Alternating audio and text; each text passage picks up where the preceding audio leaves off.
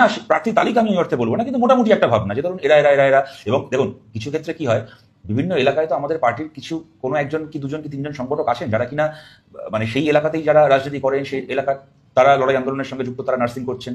অতএব সেটা কিছুটা স্পন্টেনিয়াসও কিছুটা, এবং কিছুটা সেখানে পার্টির ভাবনা, পার্টির প্রস্তুতি রয়েছে। সুতরাং অনেক বেশি প্রস্তুতির সঙ্গে আমরা নামবো, এই নিয়ে কোনো সন্দেহ নেই।